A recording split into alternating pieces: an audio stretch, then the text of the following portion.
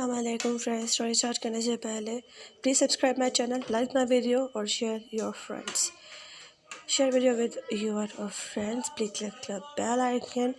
जिन्होंने इश्क part number 36। अब हम चलते हैं स्टोरी की जानिब।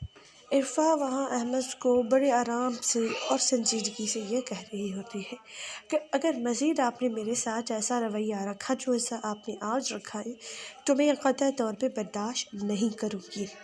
मेरी अपनी भी सेल्फ़ रिस्पेक्ट है और मैं आपके ज़र खरीद गुलाम नहीं हूँ। उधर इरफा के अम्मी अब्बू नाश्ता कर रहे होते हैं और फ़रा जो होती है वो इरफा के घर आती है और ये बोलती है कि आज इरफा का वलीमा आज है या फिर कल है, मुझे नहीं पता। बेटा आप खुद ही इरफा से बात कर लो, उसके घर चले जाओ। ऐसे कैसे जाऊँ खाला, आज तो नाश्ता देना है ना रस्म के बकौल इरफा के घर। बड़े लोग हैं, क्या उन्हें हमारी ये रस्म और रिवाज समझ या फिर पसंद आएंगे, पता नहीं। खाला मुझे ना इरफा से मिलना था, तो मैं अकेली तो जा नहीं सकती। चलो नाश्ता बनवाने में आपकी हेल्प करती हूँ, तो फिर हम साथ में चलते हैं। इधर इरफा की बुआ आ जाती। क्या हुआ भाभी, इतनी चौंक क्यों गई? नहीं बस फ़रा कह रही है इरफा के घर चलते हैं रस्म के दा। अरे भाभी, मुझे तो वो पहले दिन से अजीब लोग लग रहे हैं। ऐसा ना हो कि हम नाश्ता लेकर जाएं और वो लोग हमारे मुँह पे नाश्ता फेंक दें। ऐसी कोई बात नहीं है, हम इरफा को कॉल करके पहले पूछ लें कि अब नाश्ता लेकर आए भी या नहीं। अरे उससे क्या पूछोगे, वो तो अपने कामों में बिज़ी होगी ना, और इरफा को क्यों ही परेशान करना। नहीं खाला, पहले कॉल करके पूछ लेते हैं। उधर इरफा अभी उठ के मुड़ के जा ही रही होती है, तब तक इरफा का फ़ोन बजने लगता है। इरफा का जैसे ही फ़ोन बजता है, इरफा कॉल पिक करने के लिए जैसे ही आगे बढ़ती है, इरफा देखती है कि उसे फ़रा की कॉल आई है, तो वो पिक करती है। क्या हुआ? हाय, हाँ अस्सलाम वालेकुम। जी वालेकुम सलाम। क्या हुआ? अरे यार, हम तुमसे ये पूछने आए थे कि रस्म के बकौल तुम्हारे घर पे हम नाश्ता ले आए या नहीं? अच्छा, मैं पूछ के बताऊँ? अरे यार, वो भी तुमने नहीं पूछा। ठीक है, पूछ लो अपने जीजू से, फिर बताना। क्या हुआ इरफा? हाँ, वो अप्पी वाले पूछ रहे थे कि वो नाश्ता ले आए रस्म के बकौल या नहीं। और इन रस्मों का मुझे तो नहीं पता इरफा, लेकिन उन्हें हाँ बोल दो फिर भी। लेकिन दादी से पूछ लो। मैंने कहा ना हाँ बोल दो। इतने में इरफा पीछे मुड़ के देखती है तो पीछे दादी भी खड़ी होती है। हाँ बेटा, क्या हुआ? मैं तुम लोगों के लिए नाश्ता ले आई थी। अम्मी वाले बोल रहे थे कि वो नाश्ता ला रहे हैं, तो बेटा तो भले रहे रस्म के बकौल, लेकिन पहले आप तैयार हो जाए तो फिर ये नाश्ता रख लीजिए। आपके घर वालों की तरफ से जो नाश्ता आएगा फिर आप वही नाश्ता कर लीजिएगा। तो इरफा कहती है ठीक है। फिर वो अपनी दोस्त फ़रा को कहती है कि हाँ तुम नाश्ता लेके आ जाना। पर उस वक्त बिल्कुल खामोश बैठे हुए होते, क्योंकि उसे इस रस्म के बारे में कोई भी आइडिया नहीं था कि इस रस्म के बाद एक्चुअली क्या होता है। इरफा की फैमिली वाले जब उन्हें पता चलता है तो वो खाना बनाने की तैयारियां शुरू कर देते हैं। फ़रा कहती है कि सब कुछ बाहर से मंगवा लेते, बनाने की क्या ज़रूरत है। इरफा वहाँ रेडी होके अभी जा ही रही होती है कि अहमद उसे हाथ पकड़ के कहता है कि इरफा देखो, मैं तुमसे अपनी हक के लिए भीख नहीं मांग सकता। मैं तुमसे ये भीख नहीं मांग सकता कि तुम मुझ पर ट्रस्ट करो, या फिर ये मैं भीख नहीं मांग सकता कि मैं गलत नहीं किया।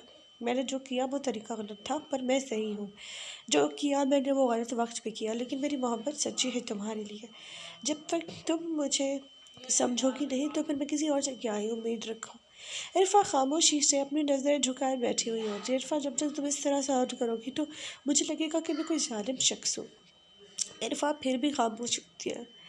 अहमद इरफा के इस रवैये को देखकर खामोशी से इरफा का हाथ छोड़ देता है। फिर इरफा वहाँ से जाने लगती है और फिर इरफा जब अहमद बेड में बैठ जाता है वापस, तो इरफा अहमद को पीछे मुड़ के देखती है और उसे कहती है कि अहमद साहब, मैंने आप जैसा इंसान ज़िंदगी भर कभी भी नहीं देखा, और अगर आप चाहते हो कि मैं इस रिश्ते को एक मौका दूँ और आपके साथ सीरियसली वैसे रहना चाहूँ जैसे आप चाहते हो, तो फिर आपको मुझे कुछ वक्त देना पड़ेगा, और मुझे आपको समझने के लिए और फैमिली को समझने के लिए कुछ वक्त दरकार है, और आई मेक श्योर कि आप इस बीच मुझे कभी फोर्स नहीं करेंगे। अहमद इरफा को देखकर हैरानी से सोच रहा होता है कि पहले जब मैं इसने इतने सवाल कर रहा था उसने एक जवाब नहीं दिया, लेकिन अब भी अचानक से इतने सारे जवाब दे रही है। अहमद इससे पहले कुछ कहता इरफा वहाँ से चली जाती है। इरफा जैसे ही बाहर चली जाती है, इरफा देखती है कि अहमद का अब्बू सीढ़ियों से नीचे जा रहा होता है। क्या हुआ बेटा, आजकल आपकी तबीयत तो सही है ना? हाँ बेटा, कल वो आया था तो थोड़ी सी तबीयत डाउन है बस। तो फिर अंकल आप डॉक्टर के पास चेकअप करवाने चले जाना। बेटा ये डायबिटीज़ का मर्ज़ है, ऊपर से दिल का इशू भी है, तो कोई बात नहीं ना अंकल, आप चले जाइएगा, लेकिन फिर वक्त तो आप रेस्ट कीजिए ना, आप ऊपर ही नाश्ता कर लेते। नहीं बेटा क्या करूँ, तो अंकल नीचे भी रूम में ना, वहाँ क्यों नहीं रह लेते?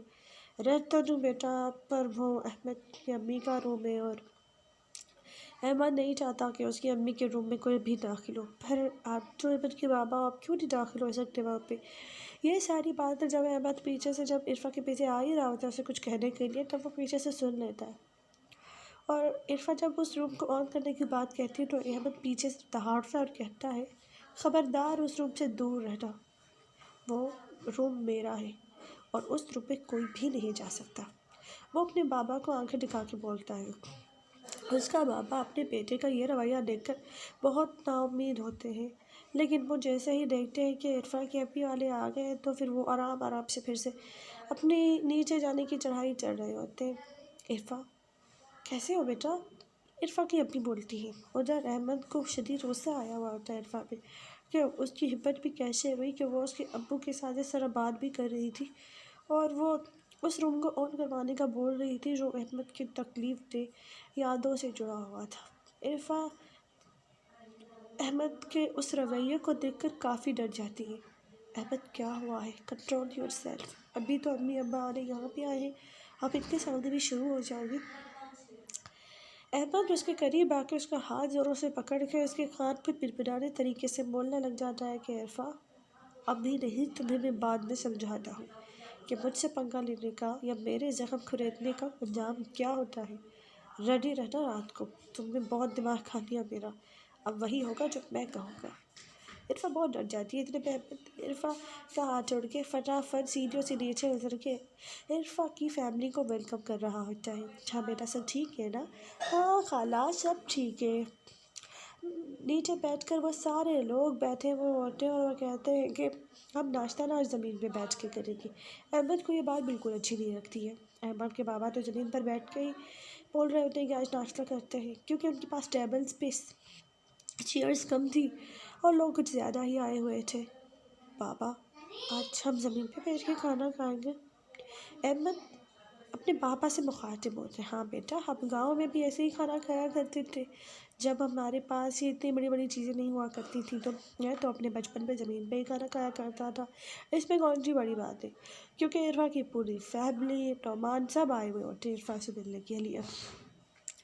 इरफा जब फ़राह को देखती है और वो देख रही होती है, यार तेरा हस्बैंड तो बड़ा ही रोमांटिक है, वो देख तुझे किस तरह से हाथ पकड़ के कुछ फिर इरफा अपनी दोस्त को गुस्से से आंखें दिखा रही होती है। इरफा तुझे तो शुक्र अदा करना चाहिए, तुझे इतना अच्छा अभी मिला है, और जो मुझ पे ये किस्सा किए जा रही है। फराह की बच्ची किस दिन तुम मुझे अकेली मिल, मैं तुझे वो मज़ा सिखाऊंगी ना, तू याद नहीं रखेगी फिर। अच्छा तू मुझे याद ही नहीं रखेगी? इरफा अपनी दोस्त फराह को मुखातिब होके बोलती है कि यार अभी तो खाना खाने के वक्त बात नहीं करते। अहमद को यह बात बहुत अजीब और बुरी लगती है कि उस वक्त सब खामोश बैठे होते हैं, इरफा और फराह आपस में बातें कर रहे होते। अहमद को लगा होता है कि वो लोग नाश्ता दे के चले जाएंगे, यहाँ तो पूरी मंडली आके यहाँ से बैठ जाती है। अहमद को कोई मौका नहीं मिल रहा होता है कि वो इरफा किसी करीब जाके बैठ जाए या फिर इरफा से कुछ बात ही कर ले। उफ खुदा, मुसीबत है, पहले तो इरफा यहाँ आ नहीं रही थी, अब ये आए हैं तो उसकी पूरी फैमिली भी यहाँ आ गई है। अगर पता होता कि ये लोग इसी तरह आने वाले हैं, उसी वक्त इनकार कर देता मैं। क्या करूँ, एक तो मुझे इन लोगों की समझ नहीं आती। अभी न्यू वैड कपल है, उसे अकेला छोड़ दो, थोड़ा उन्हें अकेले स्पेस दे दो, टाइम दे दो, ताकि वो अपना अकेले इंजॉय कर सके, पर नहीं, यहाँ पूरे ख़ानदान को चोंचे लड़ानी है। मैं क्या करूँ? उफ मेरे खुदा, अहमद दिल में बोल रहा होता है। क्या हुआ अहमद बेटा, आप कुछ खा नहीं रहे? हाँ हाँ ठीक, बस थोड़ा दिल नहीं जा रहा। अहमद उठ के वहाँ से चला जाता है, अपने हाथों को देख रहा होता है। इरफा वहाँ आराम से खाना खाती है और फिर वो नुमान से मुखातिब होकर कहती है कि नुमान, ये जो पराठे क्या बाहर से लाए थे? हाँ, ये भी बाहर से लाया था। वो क्या है ना, गैस ख़त्म हो गई थी घर पे। अहमद वहाँ दूर सोफ़े पे बैठ कर ये देख रहा होता है कि इरफा अहमद के साथ, नोमान के साथ इतने अच्छे से बात कर रही होती है। जब मुझसे बात करती है तो आग उगलती रहती है, और इससे बात करते तो बड़ी हंसी हो जा रही है। जब सब अपना नाश्ता कंप्लीट कर लेते हैं तो सब वहाँ से उठ के चले जा रहे होते हैं। इतने पे इरफा की अम्मी और उसकी बुआ जी बात करना स्टार्ट कर लेती है आपस में कि अभी हमें बात कर लेनी चाहिए। हाँ तो कर लेते, तो मसला क्या है? हाँ, हमें कुछ, आपको कुछ कहना है? हाँ, हमें आपसे कुछ बात करनी है। हाँ तो चाय पीते पीते हम बात करते हैं, चलो हम बाहर गार्डन पे चलते हैं। बाहर मौसम काफ़ी अच्छा होता है। इतना अच्छा मौसम होता है कि सुबह की धूप में इतनी गर्म तासीर नहीं होती है। ठंडी हवाएं चल रही होती है बाहर, और भी वो चाय पी रही होती है। इरफा अपनी फ्रेंड को कहती है कि मैं उनकी बातों में कैसे सोच सकती हूँ यार, तू ही मुझे कोई कंपनी दे दे, दिखा के जीने ने पहले दिन क्या गिफ्ट दिया है। इतना पहले सोचती है कि वो इसे रिंग दिखाएगी, लेकिन फिर अहमद को देखकर वो सोचती है कि लास्ट टाइम उसने कहा था कि तो रिंग किसी को भी नहीं दिखाओगी। तो इरफा कहती है यार नहीं, कॉन्फिडेंशियल है ना यार, ये क्या बात है, ये तेरी चीज़ें भी कॉन्फिडेंशियल हो गई हैं, तो कुछ ज़्यादा ही मिस्टीरियस नहीं दिखा रही अपने आप को। अरे यार अब बता, हनीमून पे कहाँ जा रही है तू? अरे यार कहाँ ही जाओगी, मैं अभी तो ऐसा कुछ प्लान ही नहीं है। अहमद दूर बैठे इन दोनों को ही तक के देख रहा होता है। उन्हें नुमान आ जाता है, क्या हुआ? अपनी बीवी को ही घुरा के देख रहे हैं या फराह को? अहमद, मैं अगर तुम्हें कुछ कह नहीं रहा तो चुप ही रहो, तुम अपनी लिमिट क्रॉस मत करो। मैं उसे ही देखूँगा ना जिसे मैं ब्याह के लिए आया हूँ, और किसी को देखकर मैं अपना वक्त ज़ाया नहीं करता। हमने सोचा कि आपकी मोहब्बत इतनी अच्छी तो नहीं होगी। उसकी दोस्त को मुखातिब करता है कि जैसे मैं मोहब्बत करता हूँ, ज़िंदगी भर उसका साथ देता हूँ। नुमान ये कह रहा होता है कि यार मोहब्बत तो मैंने भी की थी इरफा से बहुत, लेकिन अगर नसीब में तुम्हारे लिखी थी तो मुझे कहाँ से ही मिलती। अहमद बहुत गुस्से में होता है, लेकिन फिर ये उसकी बात सुन के खामोश हो जाता है कि वो कहता है नसीब में तो वो तुम्हारे लिखी थी, फिर मैं कुछ भी कर लेता, मिलती तो वो तुम्हें ही। खैर नसीब की बात है भाई, मैंने सोचा है अब मैं तो फराह से ही शादी कर लूँ, इरफा ना सही तो फराह ही सही। अहमद उसकी बातों पे अब दिलचस्पी ले रहा होता है, क्योंकि अब वो इरफा को छोड़कर फराह पे इंटरेस्ट दिखा रहा होता है। अच्छा, तो तुम्हारे हिसाब से फ़रा कैसी इंसान है? अरे यार फ़रा भी बेचारी अकेली थी और घर में, और इरफा भी, ये बेचारी अकेलियाँ थी, आपस में स्कूल की फ्रेंड्स बन गई, कोई इनके साथ अच्छे से बिहेव नहीं करता था, तो ये हमेशा made for each other friends और बेस्ट फ्रेंड्स हो गई थी, हर दुख सुख में अपना साथ देती थी। और इरफा को भी जॉब के लिए इसी ने ही तो कहा था, वरना इरफा को घर से कभी पाँव बाहर नहीं रखती थी। इतनी कोई शाय नेचर की बनती है तो अच्छी से भी बात भी नहीं करती थी, हमेशा किताबी कीड़े बनी रहती थी, पर फिर भी इसके अच्छे ग्रेड्स नहीं आते थे, क्योंकि ये पढ़ती तो थी पर इसे कोई समझ में नहीं आता था। ट्यूशन ये पढ़ नहीं सकती थी क्योंकि इसकी फैमिली तब वो अफोर्ड नहीं कर सकती थी। इरफा ने जब अपना ग्रेजुएशन कंप्लीट किया था तो वो मोहल्ले के कुछ बच्चों को पढ़ा लेती थी, लेकिन फाइनेंशियल हालत इनकी ठीक नहीं थी, तो इस वजह से उसे जॉब की ज़रूरत थी। फिर इसने अपनी दोस्त फ़राह से बात की और फ़राह ने आपकी कंपनी के बारे में बात की, और तब जाके इतने कुछ हो जाने के बाद जाके उसने अपनी कंपनी में जॉब किया।